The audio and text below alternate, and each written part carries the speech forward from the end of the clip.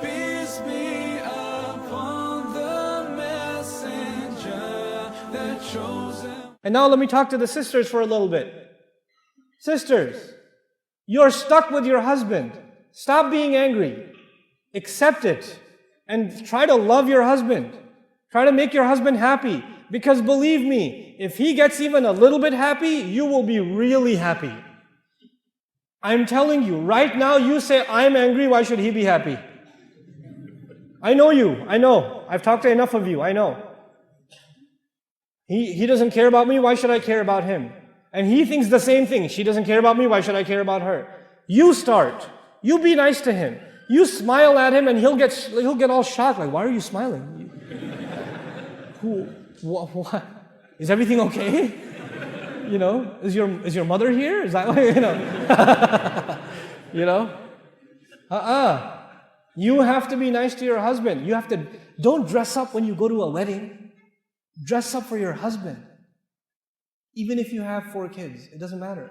Dress up for your husband. There's enough shaitan and fitna outside. So your husband should find beauty in you, not anywhere else.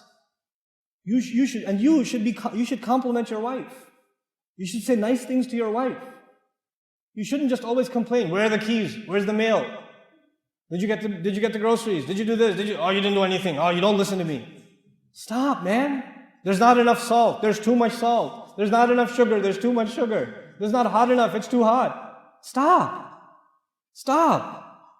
Say nice things to your wife. And I know if you're like Indian, Pakistani, then it's very difficult for you. I know.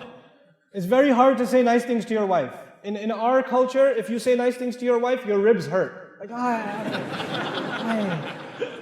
you know, so you have to immediately follow it up with something mean. You have to say something bad right after to balance the equation. You can't just say nice things. So if the food is really good, you're like, oh, aaj to bada acha khana banaya, but I still hate your mother. Like something. You have to, you have to add something, you know. But don't try to be, this is the dua. We are asking Allah to give us so much happiness from our wife and our husband and our children that it makes us want to cry out of joy. How will that happen? You cannot ask Allah for something and not make any effort yourself. It doesn't work that way. You cannot say, Rabbi ja'alni muqim as-salati.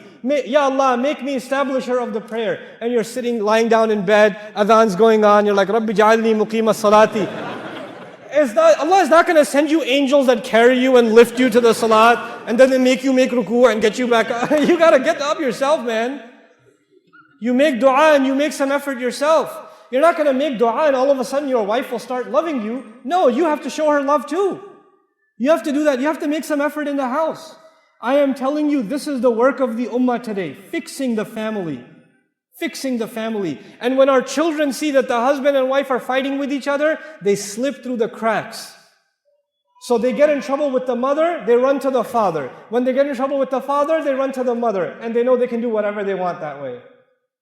Because they know father and mother don't like each other. When father and mother are a team, oh man, then they got nowhere to go. You go to mom, mom's like, okay, hold on, let me call your dad, let's talk about this together. Oh, no.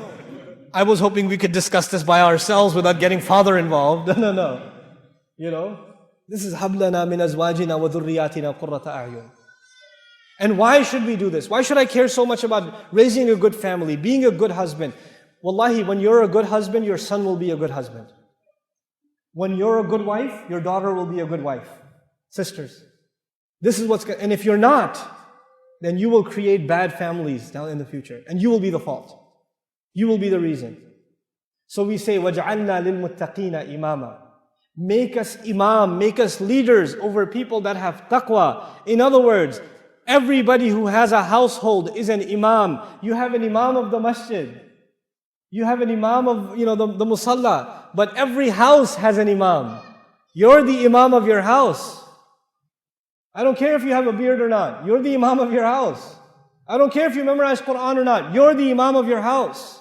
And you want to make sure that your household, that you are imam over, these people are muttaqeen. The last thing I want to share with you about these requirements is why. Why did Allah say, وَجْعَلْنَا لِلْمُتَّقِينَ إِمَامًا?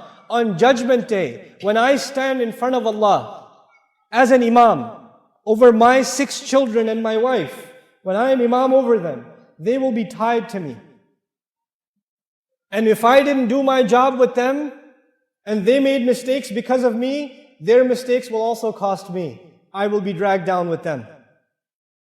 But if I raised my children correctly, and I did good with them, and they went on to serve Allah's deen, and become good people, earn good deeds, then Allah raises them. And when He raises them, automatically, because I'm chained to them, He raises me.